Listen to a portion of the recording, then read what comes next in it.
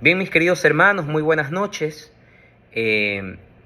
Como hemos visto en las últimas clases, hemos tratado de desarrollar cronológicamente la revelación divina, la cual empezó con nuestros primeros padres en la fe, Adán y Eva, continuó con Noé, con Abraham, con Moisés, con Juan el Bautista y culminará en Jesucristo. Hemos llegado hasta Moisés.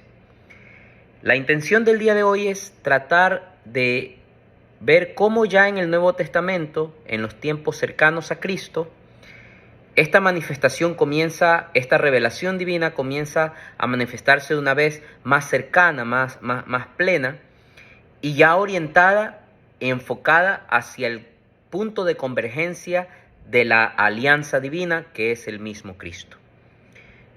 Entonces, hemos visto en las clases anteriores cómo cronológicamente se ha venido desarrollando esta revelación divina.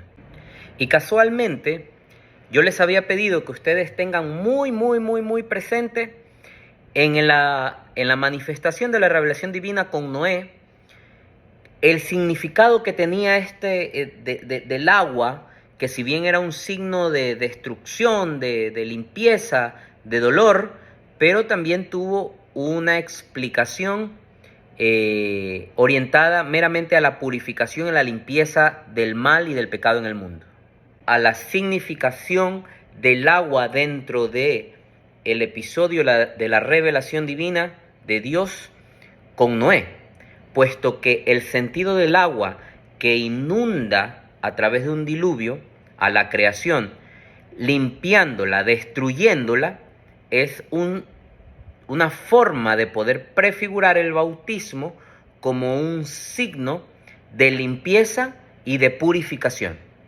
Ok, luego avanzamos con Abraham, Moisés y llegamos al Nuevo Testamento, en el cual la revelación divina se pone de manifiesto a través de un personaje muy particular.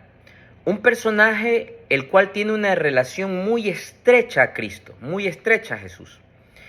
Puesto que, como todos sabemos, y de hecho hoy, martes 22 de agosto, que estamos celebrando la memoria de María Reina, el Evangelio nos invita a meditar respecto de la Anunciación, que es el momento en el cual el ángel Gabriel se presenta a Nuestra Señora, a María, y le dice: alégrate María, porque has hallado gracia ante los ojos de Dios, y vas a dar a luz un hijo a quien pondrás por nombre Jesús.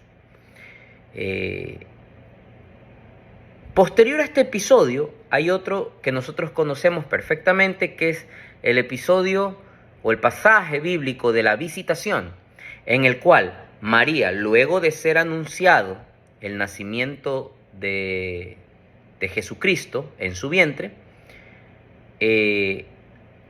ella va a visitar a su prima Isabel, que había sido visitada previamente por el ángel Gabriel, o que había sido tocada previamente por el Espíritu Santo y que había quedado embarazada. Que, como ustedes saben, este anuncio se lo hizo el ángel Gabriel a Zacarías, sumo sacerdote, esposo de la prima Isabel.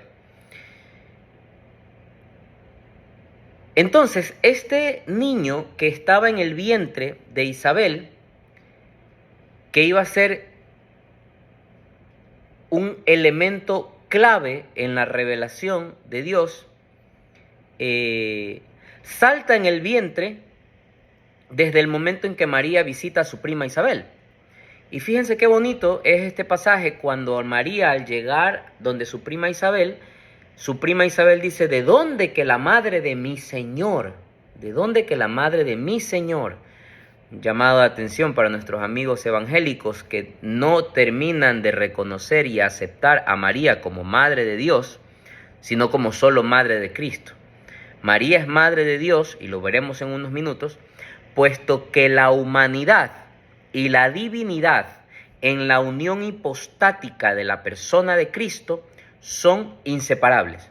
No podemos decir nosotros que Cristo es de la cintura para arriba Dios y de la cintura para abajo hombre, o viceversa, o no podemos decir que Cristo es del centro a la derecha Dios y del centro a la izquierda hombre.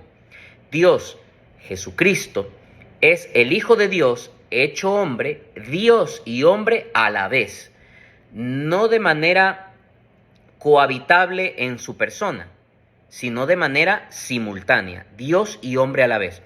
Esto que conocemos como la unión hipostática, que no es otra cosa que la conjugación, la unión y la coexistencia de las dos naturalezas, la naturaleza humana y la naturaleza divina en la persona de Cristo, hacen que nosotros, por la cristología, necesariamente debemos converger y concluir en la mariología, la cual nos invita a creer y a reconocer racionalmente que María es madre de Dios, puesto que no puede ser que María sea madre de Cristo solo en su parte humana, porque si afirmamos eso, estaríamos diciendo que la divinidad de Cristo es un hecho o bien accesorio o bien complementario a su humanidad, y no es así, es una sola cosa. Y en este pasaje de la visitación de María a su prima Isabel, como les decía, salta el niño en el vientre de la prima Isabel. ¿Y quién es este niño que está en el vientre de Isabel? Es un niño que cuando María fue anunciada de parte del ángel Gabriel respecto del nacimiento de Cristo, dice el Evangelio de San Lucas que ya llevaba 6 meses encinta la prima Isabel. Con lo cual se estima que aproximadamente 6 meses antes de la anunciación ya Isabel estaba encinta, ya estaba embarazada. Entonces hacia el 6.º mes de embarazo que ocurre este pasaje de la visitación, este niño salta en el vientre de Isabel. Y es una forma mediante el cual este niño en el vientre de su madre Isabel anuncia que el que viene ahí o que el que está ahí es alguien importante. Porque al momento, dice el Evangelio, que al momento de escuchar tu saludo, el niño saltó en el vientre. Que es una forma de reconocer y manifestar y una forma de revelar a través de este niño, a quien después conoceremos como Juan el Bautista, de anunciar el Salvador que viene en el vientre de María. Entonces el primer anuncio de este hombre, Juan el Bautista, que desde el vientre de su madre anuncia al Salvador, anuncia al Hijo de Dios. Posteriormente, Juan el Bautista, a lo largo de su prédica, a lo largo de su apostolado, a lo largo de su evangelización, lo que hace es anunciar al Hijo de Dios. Sepan ustedes que Juan siempre decía, después de mí viene uno que es más grande que yo, a quien no merezco desatarle las sandalias. Y siendo así, Juan el Bautista desarrolló un ministerio, un apostolado o una labor apostólica, dicha de una mejor forma, en el cual él se encargaba de bautizar a las personas, pero no desde un punto de vista sacramental, no como lo anuncia luego Cristo a los apóstoles, vayan por todo el mundo, hagan discípulos míos y bautícenlos en el nombre del Padre y del Hijo y del Espíritu Santo. No es ese el bautismo que hoy conocemos como el sacramento del bautismo. El bautismo de Juan era una acción meramente dirigida y la cual apuntaba hacia la remisión de los pecados temporales. Explicado de una manera más sencilla. En pocas palabras, el bautismo de Juan era como una confesión sacramental, ¿sí? Te libraba de los pecados temporales cometidos en méritos de la existencia del pecado original en el alma de las personas. Alguien seguramente dirá ahorita, oye, pero yo por ahí leí que en algún momento Jesús se bautizó con Juan el Bautista. Y si tú me dices que el bautismo de Juan el Bautista era un bautismo dirigido exclusivamente para la remisión de los pecados temporales, quiere decir que Cristo tenía pecados temporales. Vamos allá. Debemos entender y darnos cuenta que Jesús no es que busca el bautismo de Juan por una necesidad espiritual o una necesidad de su alma. Jesús busca el bautismo de Juan para someterse a él y cumplir con toda justicia. Tal es así que si ustedes revisan el pasaje del Evangelio en el cual se narra el episodio del bautismo de Jesús, pueden darse cuenta que Juan se niega a bautizar a Jesús. Dice, tú deberías bautizarme a mí. ¿Y qué le responde Jesús? Cállate y hagamos, o sea, le dice palabras más, palabras menos, tenemos que cumplir con toda justicia. Y cuando Juan procede a bautizarle, hay un signo de la revelación de Dios. Y aquí es donde se pone de manifiesto esta penúltima etapa de la revelación divina. Cuando Juan está bautizando a Jesús, se escucha una voz del cielo, se abren los cielos, desciende una paloma, desciende el Espíritu Santo en forma de una paloma, y una voz desde el cielo que dice, este es mi Hijo amado en quien me complazco. ¿Ya? Entonces este es el signo visible de la revelación divina de Dios en la persona de Juan el Bautista, el cual ya lo viene anunciando desde el vientre materno, y culmina o llega al punto culmen de este anuncio del Salvador por parte de Juan en el bautismo de Jesucristo, con el cual se inaugura la vida pública de Jesús, con el cual se inaugura el ministerio apostólico de Cristo con sus discípulos, sus apóstoles, ¿ya? Porque recuerden ustedes que Jesús llevó una vida, se le llama vida oculta, pero no es una vida oculta, sino una vida ascética, una vida orientada hacia la preparación espiritual de todo lo que a él le tocaba vivir. Porque no se olviden que Jesús, además de ser Dios, era a la vez hombre. Y como hombre, él tenía que prepararse para todo lo que le tocaba vivir. Entonces, esta es la penúltima etapa de la revelación divina, la cual Cristo hace parte de ella en el ministerio apostólico de Juan el Bautista. Pero luego viene una última, la nueva y definitiva etapa de la revelación divina, de la cual emerge lo que nosotros también conocemos como la nueva y definitiva alianza, la alianza nueva y eterna. ¿Ya? Si ustedes recuerdan, cuando solemos estar en la misa, en el momento en que todos estamos arrodillados, en el momento en que se da la transubstanciación, que es el cambio de sustancia, de pan a cuerpo de Cristo y de vino a sangre de Cristo. Hay un momento en que el sacerdote dice, sangre de la alianza nueva y eterna, haciendo referencia justamente a la persona de Cristo, que es el ser en el cual se pone de manifiesto la última etapa de la revelación divina, y con él se sella la nueva y definitiva alianza. Fíjense la diferencia de las alianzas anteriores. Eran alianzas entre Dios y un hombre, por decirlo de alguna manera, un hombre cualquiera. O sea, no era cualquiera porque había sido alguien elegido por Dios, pero no era un hombre dotado de una capacidad divina como sí la tenía Jesucristo. Y era una alianza susceptible a ser rota, susceptible a ser dañada, susceptible a ser perdida, como lo fue con Adán y Eva. Entonces, ¿qué además tiene de diferencia esta alianza nueva y definitiva con las alianzas anteriores? Que las alianzas anteriores siempre existía elementos intermedios en los cuales se sellaba la alianza. Noten ustedes que en el caso de Abraham, la alianza se selló con la sangre de un cordero, ¿ya?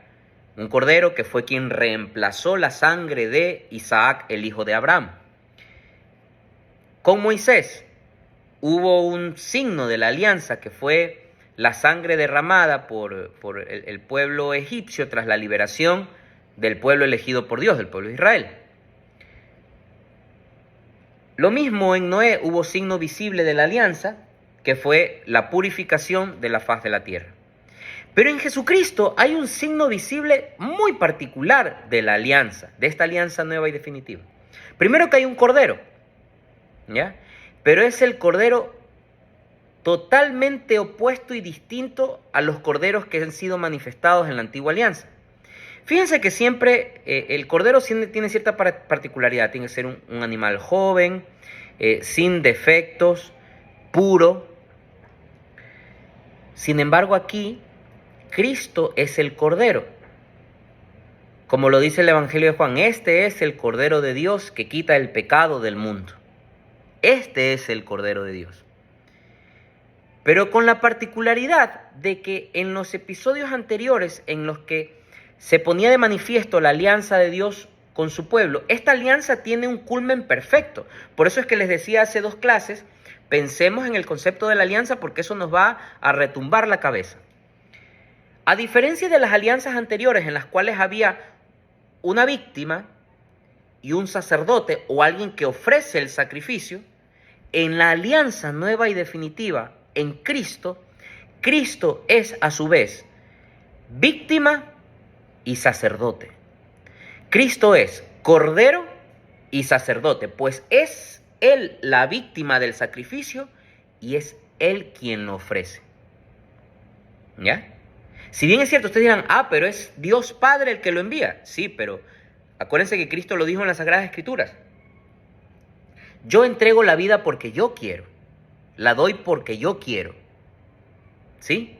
Entonces, fíjense lo maravilloso que es el culmen y la convergencia de todas estas alianzas anunciadas desde el Antiguo Testamento. Fíjense cómo termina todo. En una alianza nueva y definitiva. Mica, ¿y por qué dices definitiva? Porque ya no hay nada más después que esto. Jesús, cuando ascendió a los cielos, dijo, vendrá el Espíritu Santo y luego vendré yo a juzgar a vivos y muertos. Ya, eso es cuento que por ahí aparecen sectas y innumerables grupos y denominaciones protestantes que sí, que el reino de Dios está cerca, que el fin de los tiempos está cerca. Sí, debe estar cerca, pero no lo sabemos. Lo que sabemos es que posterior a la última revelación divina en Cristo ya no hay más. La iglesia permite o acoge, reconoce revelaciones privadas, tanto y en cuanto estas revelaciones simplemente lo que hagan es abonar y explicar la revelación ya pública. Por eso se habla en nuestra fe de revelación pública y privada. La revelación pública es la que está escrita en las Sagradas Escrituras, en la Biblia.